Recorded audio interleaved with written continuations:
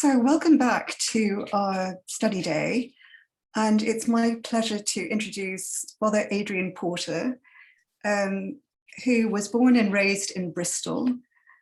He joined the Society of Jesus, the Jesuits, in 1978 and was ordained priest in 1988.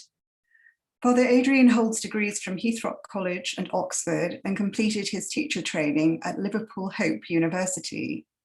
He has taught at Jesuit schools in the US and in the UK, and was headmaster of St. Aloysius College and Wimbledon College.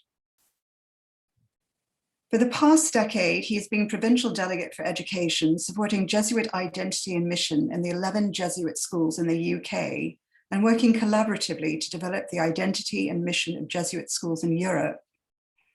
In 2019, Father Adrian was appointed director of the London Jesuit Centre, a new venture teaching theology, spirituality, and social and environmental justice. Father Adrian is also Dean of the Heathrock Institute, a learned society established by Royal Charter for Theology and Philosophy. And without any further ado, I will hand you over to Father Adrian. Thank you very much, Susanna, and very nice to see everybody. I should probably point out that just because I'm the Dean of the Heathrock Institute, which is this learned society, doesn't mean that I'm learned, but I will certainly share from my experience. That's probably the best that I can offer this afternoon. But it's wonderful to be able to contribute to this conference on ethical leadership, and perhaps to think about that a little bit from the Ignatian or the Jesuit point of view. A lot of what I've been doing for the last decade has been working with senior leadership teams and diocesan directors of education, talking about leadership, particularly in the field of education. And so I've had to do quite a lot of thinking about that in terms of the Jesuit schools. I apologize right at the start if as some of you absolutely will know this stuff backwards. But certainly just to start off, if I can just do a very brief summary about Ignatius of Loyola. Just to position him, Ignatius is born in 1491. He grows up, therefore, in the next century, really, at Loyola in the Basque Country. He's the 13th child of minor nobility, and this is quite an interesting aspect of his character. Ignatius is clearly highly competitive and determined that he's going to be something more than the 13th child and something more than minor nobility. And you see this in his actions and his writings right from really a quite early stage of things. And he stands at this sort of historical, cultural and geographical crossroads. He's at the very end of the Renaissance era and coming into what we would call the modern era. He's right on the edges of two great empires, the Spanish Empire and the French Empire. He speaks this language that nobody else speaks, a minority language, the Basque language. In every way, he's sort of on the margins of bigger things. And I think psychologically, this shapes the way in which Ignatius aspires to a future. He's determined to be something that perhaps today we might call a celebrity. It's what he calls in his autobiography, that he was a man of vanities. But that's really what he's aiming at. So in all of those ways, he stands on the edges. But in being a Spanish Catholic, probably not a very good one or a very committed one, he stands very much in the very heart of that tradition at this time. He comes across as fiery. He's very full on in his temperament. And everything comes to a head around the age of 30 at the Battle of Pamplona, when he leads this foolhardy action on behalf of the Spanish against the French, and is very, very seriously wounded. I mean, everybody thinks it's a mortal wound, and he comes very close to death several times, and it takes him something like a year to recover. And this is the time really of his convalescence and conversion. So this is where he begins to review his life and the direction it's taking and the way in which things will go forward from there. And Ignatius straight away decides that he's going to do everything for God. He throws himself into this conversion process in this extraordinary way, determined that at every level, what he's going to do is to be extraordinary for God. And he quickly learns that this is more easily said than done, particularly in terms of the spiritual life, which begins to unfold. He tries to be a saint and a mystic and a writer and a guide of others, all in one, having no background, no sense of how this is done, no real knowledge of the tradition. And of course, he constantly gets into trouble. The Dominicans keep throwing him into jail and saying, you can't just go around teaching, you don't have the license to do so. And he gradually understands that he's going to have to get an education and actually to get qualified in order to teach. And while he's doing this, he's constantly sharing his experience of the spiritual life with other people who are seeking something more. You know, the famous one is St. Francis Xavier, when the two of them are there together in Paris, at the University of the Sorbonne there. So Ignatius is already beginning to draw people by his own enthusiasm, by his own complete conversion and determination to do something radically new with his life, and by this deepening understanding of the way in which you live a life with God. Ignatius is already beginning to attract people who have similar aspirations. And gradually those people who are attracted become the nucleus of this new company, these friends in the Lord, as they call themselves.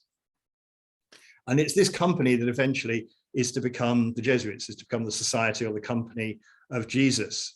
And very quickly, that organization, once it's approved by the Pope Paul III in 1540, it draws more and more people of influence. And because it sort of reflects the character of Ignatius, this new religious order, this new society, seeks to be very influential. It seeks to do great things for God, you know, for the greater glory of God and all that.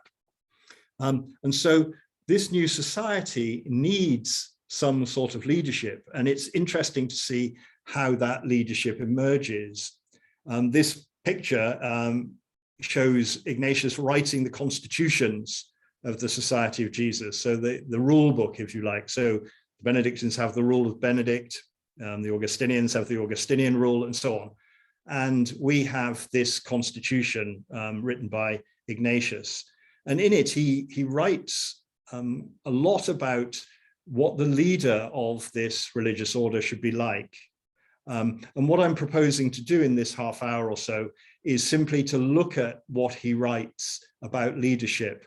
And I think it's quite striking how, even though this was written getting on now for 500 years ago, it strikes us as really quite contemporary. I suppose, in a sense, it is what allows the Society of Jesus, even today in 2021, to use this text pretty much without adaptation or translation, because it is somehow very relevant.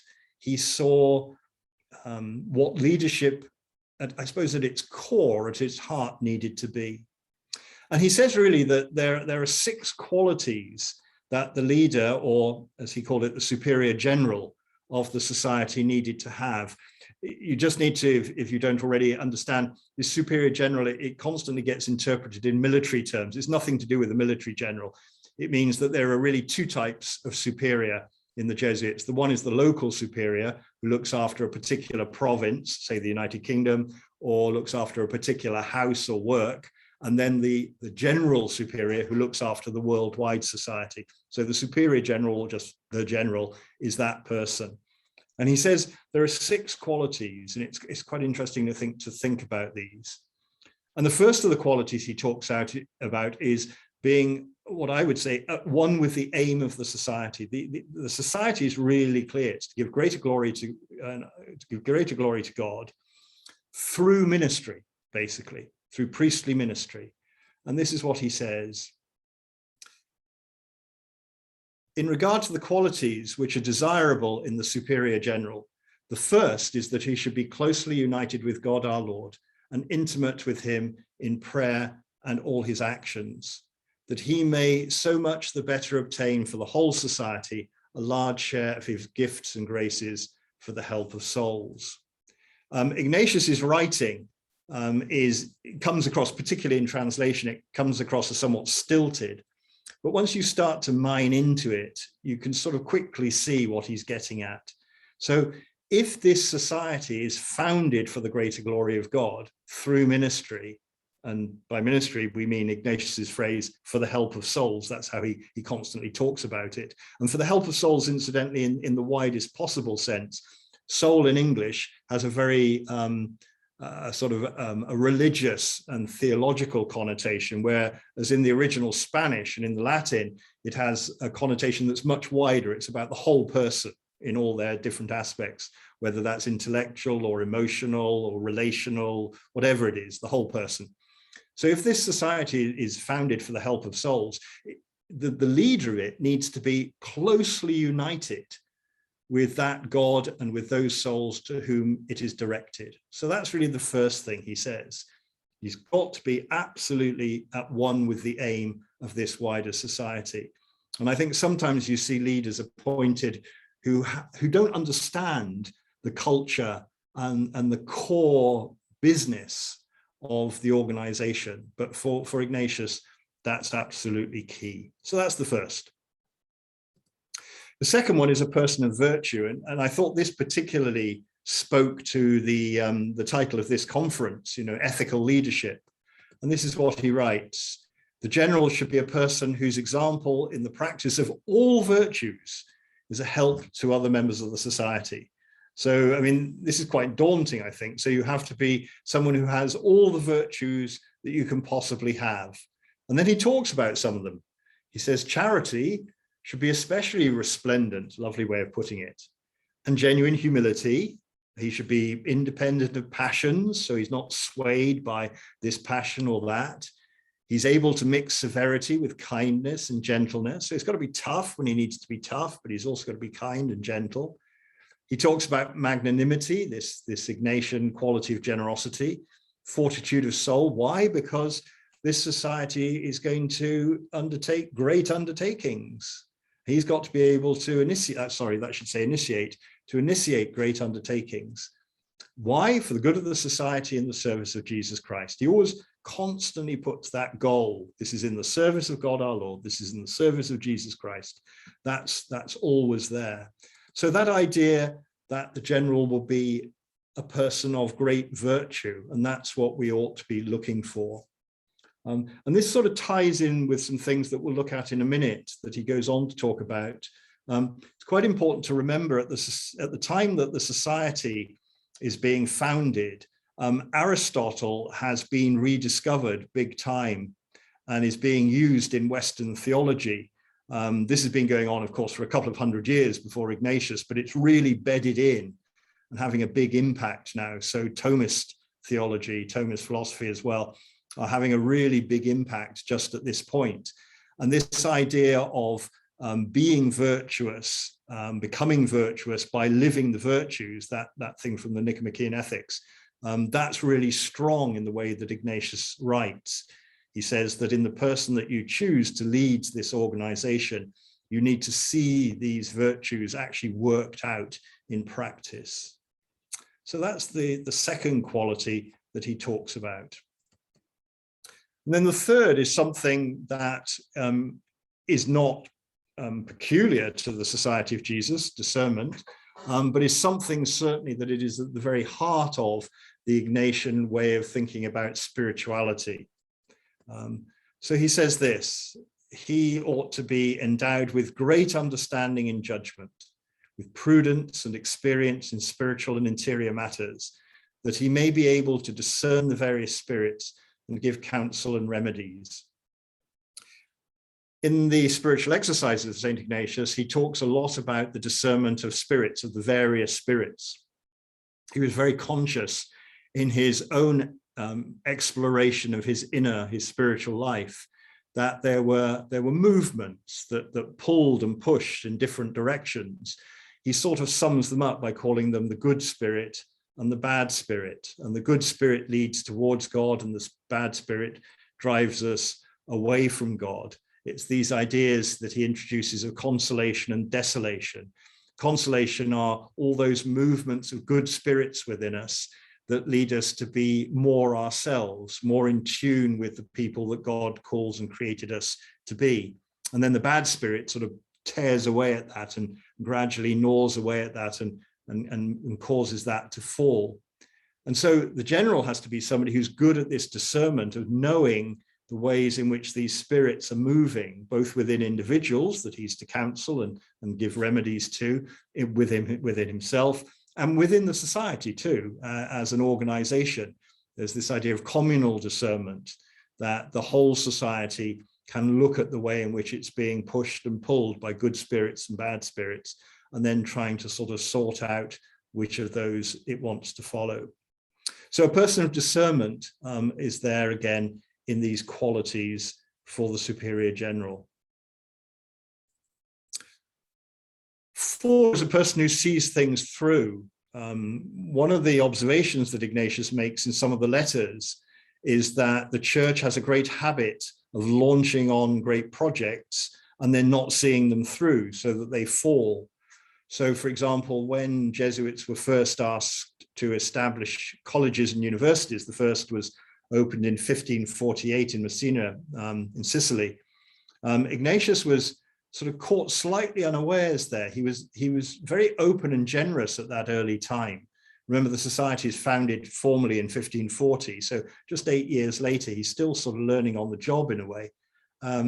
And the townsfolk in Sicily come along and say, well, you've said, this new society is there to help people. Well, the way we need help is for a school, for the town's children. And Ignatius sort of almost falls into this without quite realizing what the implications of it are. And very quickly, just along the road in Pamplona, which is a few tens of kilometers away from Messina, the townsfolk there say, well, hang on a second. If Messina's got a school, we'd like a school and a university too, please. And so Ignatius then has to set one up there. Very quickly, these requests for people teaching both at the school level, but also perhaps more importantly at the university level, those requests start pouring in. And Ignatius is very clear that if we're going to set up these universities or take responsibility for these universities, they've got to be endowed. They've got to be able to survive. They've got to be able to have enough staff and enough students really to be seen through. They can't just open and close and be just at the sort of the whim of whoever happens to be sponsoring it at the time. So this is what he says about that. The general should be vigilant and solicitous to undertake enterprises as well as energetic in carrying them through to their completion and perfection, rather than careless and remiss in such a way that he leaves them begun, not finished. So very much reflecting the way the church was perceived as being disorganized and chaotic, I think, in many ways at that time, particularly in higher education. And then the 5th is a person of energy. Has this rather nice thing. He ought not be either very old or very young. Why? Because account should be taken of propriety and prestige. And this is one of those things where people often misunderstand Ignatius. It comes across as very arrogant, and a lot of this sort of thing built up into the suppression of the society eventually. This idea that we needed prestige in order to do the great things that the church was asking us to do. And so account should be taken of the generals or the potential generals' propriety and prestige, the physical energies which his charge requires, that he may be able to fulfill his office to the glory of God our Lord.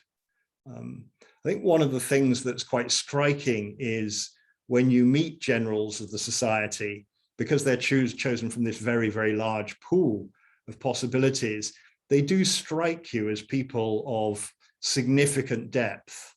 And he's trying to write into the way the society works that should very much be there.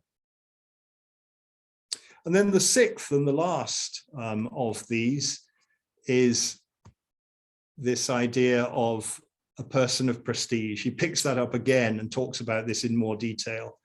And the screen is freezing for some reason.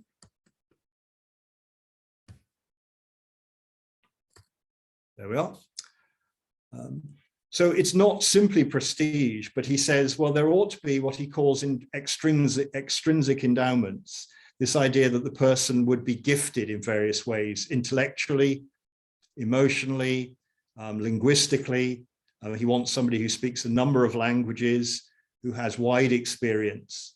And why? Because these help more towards edification, the building up of God's people, the church, but also the building up of the society in the service of God. So things like reputation, high esteem, and then a classic Ignatian phrase, whatever else helps this, should very much be used. And not just to those within the society, but people without as well. This is somebody who's got to be able to make connections, know people, get on with people, influence people. So that's his sort of his sixth quality.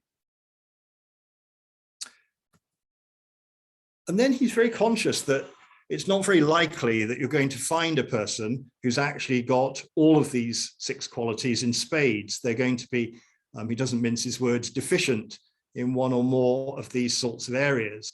But the way he writes the constitutions, there's a whole chapter on how you supply what is deficient, how you make up for what that leader may not have himself.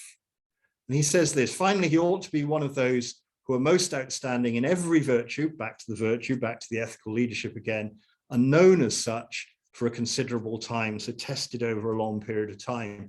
And then he goes into a lot of small things. And he says, if any of the aforementioned qualities should be wanting, the aids which he will have, so these are going to be put in place by the way that the society is structured and by the way that the society is governed. So the aids which he will have could, through God's help and favor, supply to a great extent for many deficiencies. So again, this is classic Ignatian phrasing. There's a sort of a balance to be achieved here.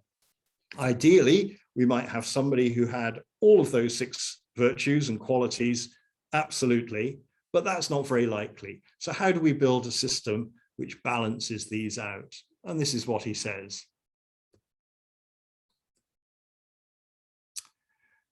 And this is quite a striking one to a Jesuit, because that first phrase there, to preach, to hear confessions, and to perform other similar ministries, is almost the catchphrase of the early society. You see it again and again and again in the letters, whether the letters of Ribadonira or Nadal or Ignatius himself, Francis Xavier, they're all constantly quoting this phrase.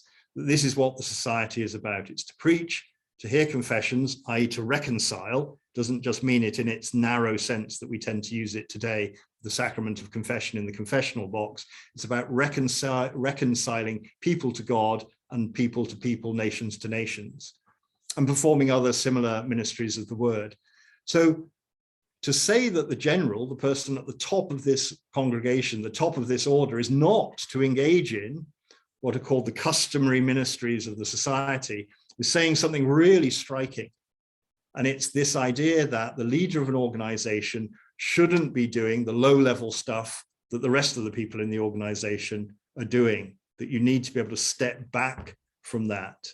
I know when I was in schools, I love teaching. It's one of those things where you love being in the classroom. And as soon as you start getting pushed up the promotion ladder, you know, being ahead, okay, but you miss out on the teaching. And I always tried to keep some teaching in there, but you had to be really careful because you can very easily be of disservice to the children you're teaching because you're away so much doing other things. And that's really the idea here. And so what should he be doing? And what are these aids to good performance? And there are a whole lot of them here. The first is keeping himself frequently informed. Within the society right from the start, there is this huge emphasis on letter writing, which still exists today. So anybody who has any sort of authority or office within the society, so it could be a superior, a director of a particular ministry, an advisor to the provincial, anybody who has an office pretty much every single year is required to write a lengthy letter to the general, doing two things. One is to answer questions that the general particularly raises. So this year, for example, our general is particularly asking about the poverty lived by Jesuits. And is that good enough? The answer is no. But that's the question he's asking. And so people are asked to write about that.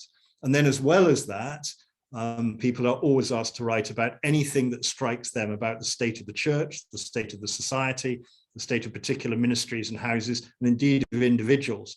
So there's this vast correspondence going back and forth, and that's all kept. We've got it right from the foundation of the society. So it's a great sort of mine for historians. But the general, you get the impression, is really at the hub of this. A couple of years ago, I was elected as the representative of the British province at a worldwide meeting, which is held every so often to review the state of the society. And one of the things that the person elected has to do is have an individual meeting with the general. And I had not met the general before, and in I went. And I was absolutely staggered at the detail in which he knew the British province. Absolutely incredible. And I've lived all my life pretty much in it since leaving school. He knew the society in Britain far, far better than I did and what the issues were. And he interrogated me on that. So that information exchange, it seems to me, is really there at the heart of the way that the society is led. The second one is that he needs good ministers for the more detailed affairs. These are usually the provincials, but others as well. So this idea that he can't do it himself, that he has to find and appoint and trust people to carry out particular areas of ministry. And it's quite interesting that at the end of the section on the general, he actually writes that what I've written here about the general actually applies to all superiors in the society. So you're looking for sort of mini generals. And again, it was quite interesting at that meeting I went to, that international meeting of procurators, as they're called. The general said that every Jesuit who comes to final vows should have the qualities of a general. And you have to think about that a little bit, because that can't literally be true, but you sort of know what he's trying to say. And I think that reflects well Ignatius's mind on this. So this particular section, this particular chapter of the Constitutions is really important. He should be informed about everything. Again, this is a practice in the society which is pretty characteristic of the Jesuits, and I think not other religious order traditions. And this relates around something called manifestation of conscience.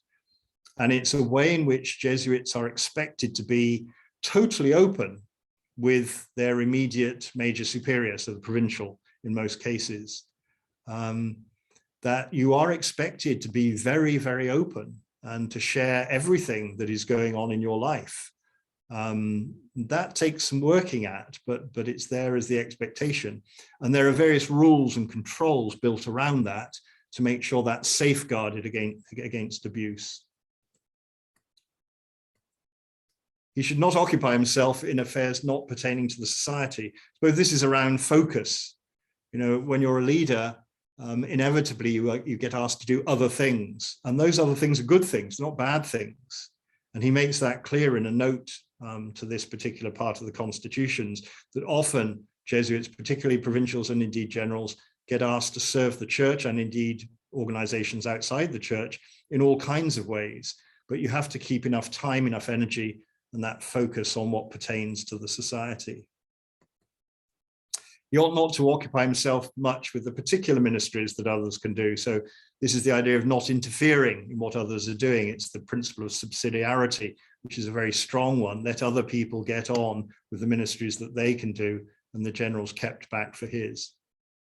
This is the point I made a moment ago about the provincials. There are about 83 provinces in the society, basically national groupings. The provincials need to be worthy of great confidence. The general needs to be able to trust them completely. They're his hands, his eyes, the way in which he operates around the world. Someone ought to aid him by reminders. This is quite a nice one. There needs to be a secretary who keeps on top of things. And again, if you look in modern business speak, this is the institutional memory function.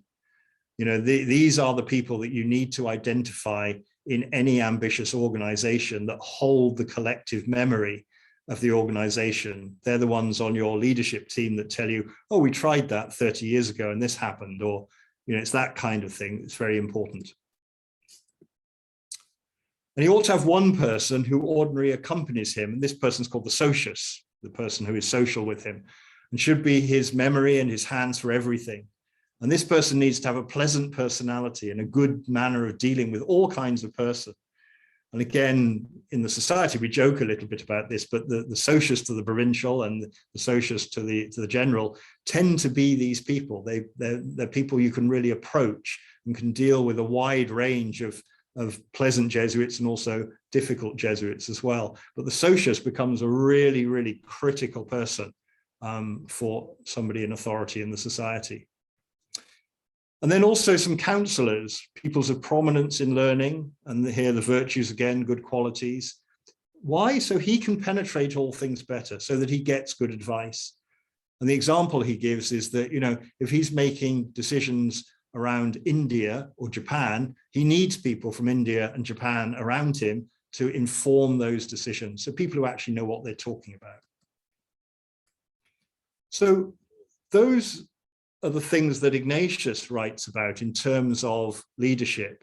I think you can see how it's a classic Ignatian mix of the quite aspirational. He has to have all possible virtues and to a great degree and for a very long time. And then very practical things, like he needs a secretary and he needs an advisor on Japan for Japanese affairs. So you get this sort of mix, and that's classic Ignatian writing. Now, what I want to do just in the last few minutes here is, if we take that and say, well, let's just compare that to a modern way of looking at business leadership. One of the things we can look at is the Harvard model, John Cotter's model. And once you start looking at the way that John Cotter speaks about that, Professor Cotter speaks about this, you can see that Ignatius, in a sense, I suppose, I'm not sure how you put it, either he was ahead of his time, which is why many people are interested in using Ignatius tools today in non-religious, in secular contexts. Or it's simply, it seems to me that leadership is something into which you can have insights, whether you're talking about, the Qin dynasty in China thousands of years ago, or whether you're talking about 21st century Europe, or whether you're talking about the time of Ignatius. And Cotter really, there are two aspects of what he talks about, and this is the first of them. He talks about these four characteristic activities of leaders. He says that leaders, good leaders, have really got four things to do. And the first of those is to establish a vision of the future that allows direction to be established for the organization. And he says that's often in the distant future. And then to start providing the strategies which will produce the changes needed to achieve that vision. And that's very much what Ignatius looks to a general to do. It's up to the provincials and those who work in the immediate, say, colleges or universities or whatever they are. It's up to them to do the immediate stuff, but it's up to the general with his team to provide that strategic vision for the future. We would have had an example of that fairly recently when the whole society, led by the current general, underwent a discernment process lasting 18 months, where all 16,500 Jesuits worldwide were asked, well, what should the priorities for the society be for the future of the church? It was a little bit like the synodal pathway, ahead of the synodal pathway. And the society, after consulting both those 16,500 Jesuits, but a far, far greater number of people who work alongside us, said, well, there were really four things that should characterize our future ministry. And those proposals were then taken to Pope Francis, who was asked in the name of the whole church to either accept or indeed reject or rewrite these four directions as being the characteristic Jesuit contribution to the church of the future. And thank goodness he accepted them and didn't do what he quite often does, and that's change things around. So that's the pathway, that's the distant future pathway that we're engaged on. Second that Cotter talks about is aligning people. It's about good communication, communicating the direction in words and deeds, influencing the way in which teams are put together, coalitions are put together. It's about achieving that sort of deep understanding of the vision and the strategy, not just understanding it, but making it the way you work. And again, it seems to me that's exactly what is reflected in Ignatius's constitutions. And then we have motivating and inspiring.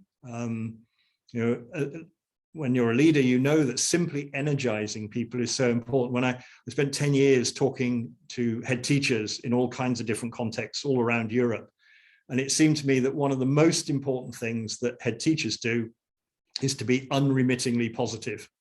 That's the most important part of your job. You have to be the fizzing energy that allows other people to overcome barriers. And then finally, producing change. You have to be effective. And again, Ignatius talks about that. We just saw it in those 6 priorities, that you actually have to follow things through so that things happen, and sometimes really quite dramatic things. And you only have to look at the way in which the society expanded from that band of 9 or 10 friends at the beginning in 1540. By the time Ignatius died in 1556, there were over 1,000 members of the Society of Jesus. And that just grew exponentially and had that worldwide influence that it has, and to a degree still has today. So that producing change, driving that change on a global scale is part of that Ignatian way. So it seems to me that Ignatius and John Cotter, though coming from very different times and talking about very, very different worlds, have a lot in common. And then John Cotter is really interesting in writing about why transformation efforts fail. And again, once you start looking at the reasons that he says they fail, he essentially has 8 reasons. This is distilled from the famous article he wrote in 1995. Once you look at these, again, you see them in Ignatius. You know, if you don't establish a sense of urgency, we really need to do this. We've got to get on with this. The way in which the current general is pushing the 4 apostolic preferences. In order to achieve that, you've got to form coalitions. You've got to create the vision. You've got to empower people to act on the vision. You've got to communicate the vision, the importance of the low-hanging fruit, short-term wins, and then consolidating the improvements, you know, seeing it through so that they then become embedded and produce more change, and then institutionalizing the whole thing. You know, all of that, you know, could be written by Ignatius. It's the way he thinks about it. And then the very last thing I wanted to do was, you may be aware of Chris Lowney, who was a Jesuit but left the society and went to work for JP Morgan and became one of their managing directors. And when he left there, he wrote this book on heroic leadership. And what he tried to do was to look at that way in which the Society of Jesus, over its 450, then nearly 500 now year history, how that actually worked, and to see whether he could extract from that some principles to use in the secular world. And he came up with these 4 pillars of Jesuit leadership. I thought this was just interesting to use to compare against Cotter's principles and against what we saw of Ignatius. The first of those is self-awareness, just to be very aware of what your virtues are. It's that aids to make up for the deficiencies. And Jesuits are taught this self-reflection. It may not always come across that way. I suspect often we come across as somewhat full of ourselves and arrogant, but we're taught to be very self-aware, to constantly reflect on the way we behave, the way we come across, what our motivations are, through a spiritual exercise known as the examen. But he says that self-awareness becomes very, very powerful, because it enables you to avoid some of the traps of being self-centered or delusional about either your abilities or the direction in which the organization is going. And the next is ingenuity, adaptation, and innovation. That Ignatius certainly was an adapter. We didn't go down the model of monastic life. We didn't go down the model of traditional mendicant life. Ignatius invented something new, which at first aroused great suspicion and concern, and was only very gradually accepted by the church, I think, because of a couple of popes who had real foresight in saying, here was something new that did something different in the church, and that could sit alongside those traditional expressions of religious life. And then a loving attitude. This is where it keeps coming back to Ignatius talking about everything being for the help of souls. You know, this idea that we represent the love of Christ for people. How you translate that into a business world, I'm not sure. It becomes very consumerist and customer driven, I think. But it's an interesting parallel. And finally, heroic ambition, hence the title of his book. This idea that Ignatius thinks on a big scale, and that has a certain driver in terms of the leadership. So not content to go with small things, but to go with things. He talks about having, the greater good, the more universal good. These are all very Ignatian phrases that he uses to describe the way in which Jesuits should go about their business. So I'm going to stop there. I hope that was maybe a helpful contribution, just looking at Ignatius himself and what he writes, but then just trying to pick it up with two modern writers. Okay. Right. Thank you very much for a very another thought-provoking and stimulating